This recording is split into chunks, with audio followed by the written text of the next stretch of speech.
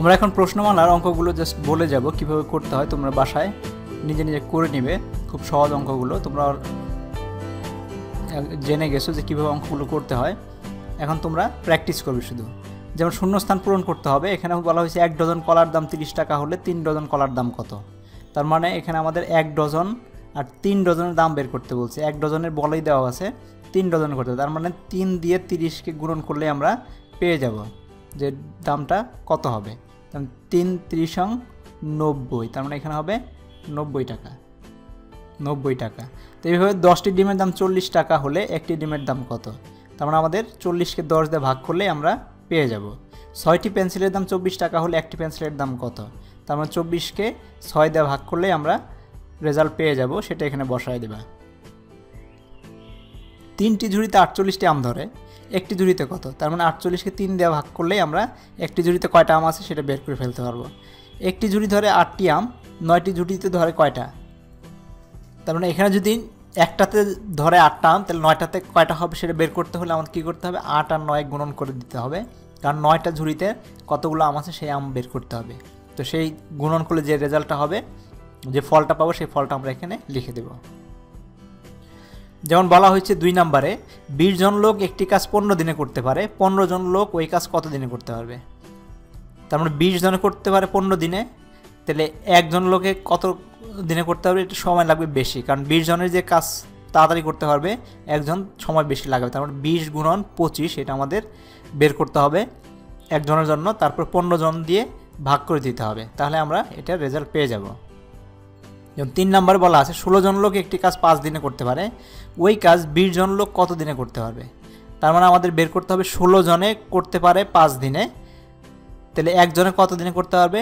একজনে করতে গেলে জন থাকলে সবসময় গুণন হবে এবং তার সময় বেশি লাগবে। তার মানে 16 গুণন 5 হবে একজনের জন্য, আর 20 জনের জন্য হবে এটা 20 দিয়ে ভাগ করে দিতে হবে। এটা আমরা কেটে দিতে পারি, 5 4 বার যাবে, আর 25 15 থাকলে উপরে এটা হচ্ছে 16, যেহেতু এটা 16 তাহলে 4 দিয়ে 16কে কাটা যায়, 4 4 16। তার মানে 20 জন লোক ওই কাজ করতে 4 দিন সময় নেবে। এইভাবে আমরা করতে পারি। 4 নম্বরে ঠিক একই রকম 8 জন লোক 21 দিনে একটি জমির ফসল কাটতে পারে, 14 জনে কত দিনে ওই জমির ফসল কাটতে পারবে। আমরা 8 জনে 21 দিন লাগে, একজনে আরও বেশি দিন লাগবে। তার মানে 8 গুণন 21 হবে, এত দিন লাগবে। 14 জনের লাগবে কত, একজনের যে দিন লাগে 14 জনের আর কম লাগবে। কম লাগবার মানে হচ্ছে আমরা ভাগ করে দেবো 14 দিয়ে। তারপরে যে রেজাল্টটা হবে সেটাই আমাদের উত্তর হবে যে এত দিন সময় লাগবে। 5 নম্বর বলা হয়েছে 200 জন লোক যে খাদ্য 20 দিনে খেতে পারে, কতজন লোক সেই খাদ্য 40 দিনে খেতে পারবে। তার মানে আমাদের 20 দিন চলে, 20 দিনে খেয়ে ফেলে আমাদের 200 জন লোক লাগে। 200 জন লোক মিলে 20 দিনে একটা খাদ্য ভাণ্ডার থেকে খাদ্য খেতে পারে। তে একদিনে খেতে হলে তো আরও লোক বেশি লাগবে না। হ্যাঁ, একদিন, কারণ 200 জনে এই খাদ্য শেষ করতে সময় লাগে 20 দিন। তারপরে একদিনের মধ্যে যদি এই খাদ্য শেষ করতে হয় তাহলে আর বেশি লোক লাগবে।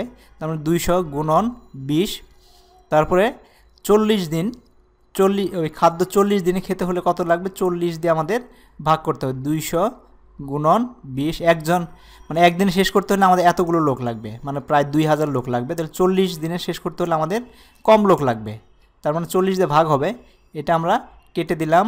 এটার সাথে 4 দিয়ে 20কে কেটে দিলাম 5 বার। তার মানে আমাদের হলো 5 20 হচ্ছে 100। তার মানে 100 জন লোককে ওইটা 40 দিনে খেয়ে ফেলতে পারবে। 5 নম্বর হচ্ছে একজন শ্রমিক সপ্তাহে 490 টাকা আয় করে, সপ্তাহে মানে 7 দিনে 490 টাকা আয় করে। তারপরে 1050 টাকা আয় করতে তার কত দিন লাগবে। তার 490 টাকা আয় করতে দিন লাগে তার কয়দিন, 1 সপ্তাহ মানে 7 দিন। তাহলে 1 টাকা আয় করতে তার সময় লাগবে কত, কম সময় লাগবে। তার মানে 7 কম দিন সময় লাগবে। তার মানে 7 কম লাগবে যেহেতু, সেটা আমরা ভাগ করব, 490 দিয়ে ভাগ করে দেব। তাহলে আমাদের 1050 টাকা আয় করতে সময় লাগবে কত, এটা সময় লাগবে আমাদের বেশি সময় লাগবে 1000, কারণ 490 টাকা করতে তার 7 দিন লাগে, তাহলে তার চেয়ে বেশি টাকা করতে বেশি দিন লাগবে। সুতরাং এটা আমাদের গুণন হয়ে যাবে। তো এখন এটাকে যদি আমরা কেটে ফেলি, যেমন 7 দিয়ে যদি কাটি, এটাকে 7 যায় 7 7 49, 0 70 বার আমরা এটাকে কেটে ফেলতে পারি শূন্য শূন্য কেটে দিলাম। এখন 105 থাকলো, 7 দিয়ে আমরা যেতে পারি কত, 7 10 70, 7 11 77।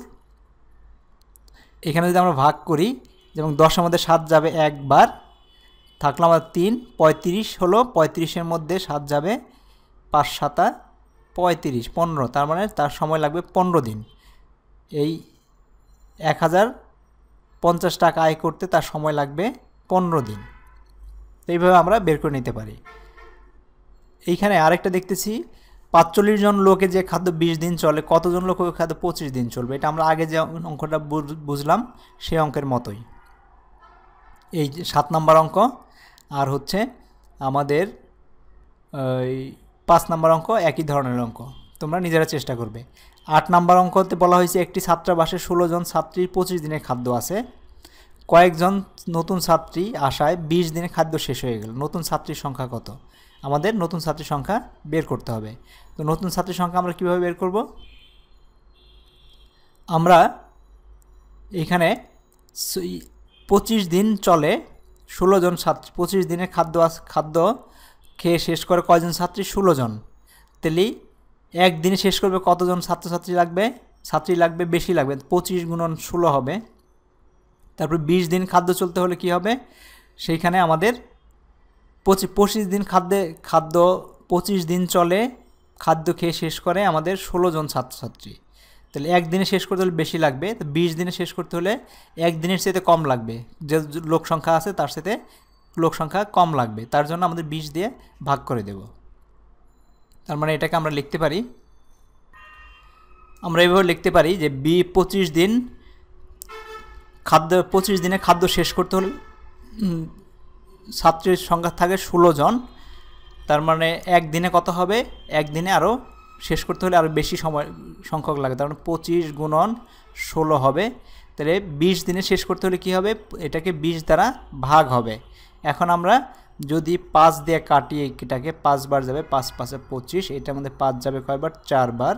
4 দিয়ে যদি এটাকে কাটি 4, তার মানে 4 5 20, তার মানে 20 জন ছাত্রছাত্রী লাগবে যারা 20 দিনে খাদ্যটাকে শেষ করতে পারবে।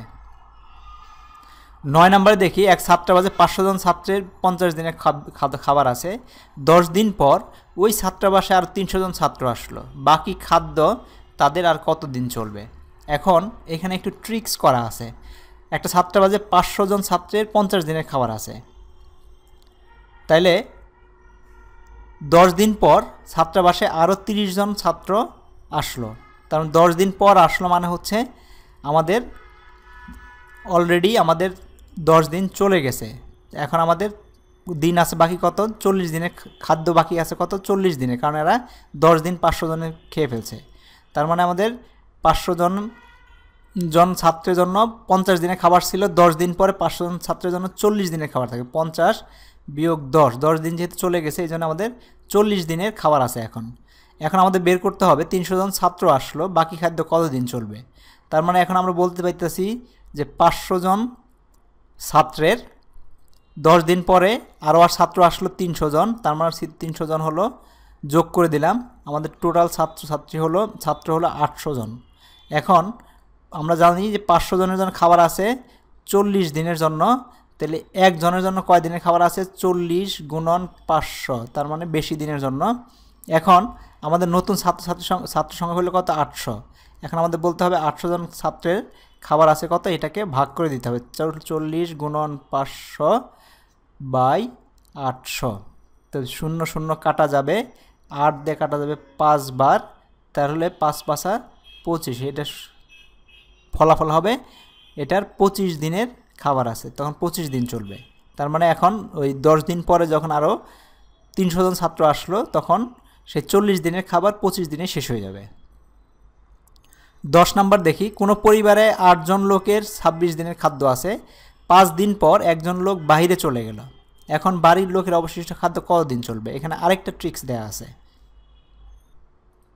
ট্রিক্সটা কি? এখানে আমাদের পরিবারের বলা হচ্ছে 8 জন লোকের 26 দিনের খাদ্য ছিল, 5 দিন পর একজন চলে গেল, 5 দিন চলে গেছে, তার মানে 5 দিন পর আমাদের খাদ্য থাকলো কয় দিনের খাদ্য আছে? আমাদের 8 জন লোকের খাদ্য আছে কয়জনের? 5 দিন পর আমাদের খাদ্য থাকলো 26 বিয়োগ 5, তার মানে 21 দিনের খাবার আছে কয়জন লোকের? 8 জন লোকের। তো এই সময়ে আমাদের কি হলো, একজন লোক বাইরে চলে গেল, মানে লোক সংখ্যা কমে গেল। এখন আমাদের বলতে পারি 8 জন লোকের খাবার আছে, তাহলে আমাদের লোক সংখ্যা বাকি থাকলো কত? 8 জন বিয়োগ 1 জন, তার মানে এখন লোক সংখ্যা হচ্ছে 7 জন। আমাদের খাবার আছে 8 জন লোকের 21 দিনের খাবার আছে, 8 জন লোকের খাবার আছে 21 দিনের, তাহলে একজন লোকের খাবার আছে কত? 21 গুণন 8, আমাদের লিখতে হবে বাকি আমাদের 7 জন লোক এই খাবার নিয়ে 7 জন লোক কয়দিন চলতে পারবে? 21 গুণন 8 বাই 7, 7 দিয়ে 21 মধ্যে যায়, 3 7 21, 3 8 24। তো একজন চলে যাওয়াতে আমাদের কি হবে? এই 21 দিনের খাবার এখন 24 দিন চলবে। 11 নম্বরে দেখি, একটি পুকুর খনন করতে 200 জন লোকের 25 দিন লাগে। পুকুরটি 20 দিনে খনন করতে চাইলে অতিরিক্ত কতজন লোক নিয়োগ করা প্রয়োজন? এটা এরকম একটা অঙ্ক আমরা আগের ভিডিওতে করে দেখাইছি, ঠিক ওইভাবেই তোমরা করে নেবে। 12 জন লোক, একটি কাজ 30 জন লোক 18 দিনে সম্পন্ন করতে পারে। কাজটি 12 দিনে সম্পন্ন করতে আরও কতজন লোক প্রয়োজন? আরও কতজন মানে হচ্ছে অতিরিক্ত কতজন লোক প্রয়োজন। ঠিক এই 11 নাম্বার আর 12 নাম্বার একই ধরনের অঙ্ক আমরা এর আগের ভিডিওতে এরকম অঙ্ক একটা করে দেখাইছি, সেই অঙ্কর মতো করে তোমরা অঙ্কগুলো করে ফেলবে। 13 নাম্বার হচ্ছে 16 জন লোকের এক সপ্তাহে 56 কেজি চাল লাগে। 16 জন লোকের এক সপ্তাহে 56 কেজি চাল লাগে। 24 জন লোকের 4 সপ্তাহে কত কেজি চাল লাগবে? এখানে আমাদের একটু 3টা জিনিস বলা হচ্ছে। 16 জন লোকের এক সপ্তাহে 56 কেজি চাল লাগে, আর 24 জন লোকের 4 সপ্তাহে কত কেজি চাল লাগবে? তো এইটা যদি আমরা করতে যাই তাহলে যেটা করতে হবে, আমরা এখানে দেখতেছি 16 জন লোক এক সপ্তাহ, 16 জন লোক এক সপ্তাহ জন্য লাগে কত কেজি? আমাদের বের করতে কত কেজি চাল লাগবে সেটা আমরা লিখব এর পাশে। 56 কেজি চাল লাগে। তাহলে 16 জন লোকেরই 4 সপ্তাহে কত কেজি লাগবে? 4 সপ্তাহে আরও বেশি কেজি চাল লাগবে, তাই না? তো 5 6 গুণন 4 এইভাবে আমরা লিখতে পারি। তাহলে একজন লোকের 4 সপ্তাহে কত চাল লাগবে? একজন লোকের 4 সপ্তাহে আর কম চাল লাগবে, তাই 16 জনের যে পরিমাণ চাল লাগতেছে একজন লোকের 4 সপ্তাহে আরও কম চাল লাগবে, তার মধ্যে 16 দিয়ে ভাগ হবে, 5 6 × 4 ডিভাইডেড বাই 16, কারণ 16 জন লোকের যে চাল লাগে একজন লোকের তার সাথে কম চাল লাগবে। তো এখন নেক্সট আমরা দেখতেছি যে এখন বলতেছে 24 জন লোকে 4 সপ্তাহে কতজন লাগবে। তো একজন লোকের যে পরিমাণ চাল লাগে 24 জন লোকের তার চেয়ে বেশি পরিমাণ চাল লাগবে, তার মানে 24 জন লোকের 4 সপ্তাহে চাল লাগবে, আমাদের বেশি চাল লাগবে, তার মানে গুণন করে দিতে হবে। 24 এইখানে হবে 4 গুণন 24 ডিভাইডেড বাই হবে আমাদের এটা 16। তো আমরা 4 দিয়ে এটাকে গুণন করতে ভাগ করে দিতে পারি 4 বার, 4 দিয়ে এটাকে ভাগ করে দিতে পারি 6 বার, তার মানে এখন আমাদের যে চাল লাগবে 24 জন লোকের 4 সপ্তাহে যে চাল লাগবে 6 গুণন 56, 6 6 36 6, 5 6 30 আর 6 হচ্ছে 36, তার মানে এত কেজি 266 কেজি চাল লাগবে।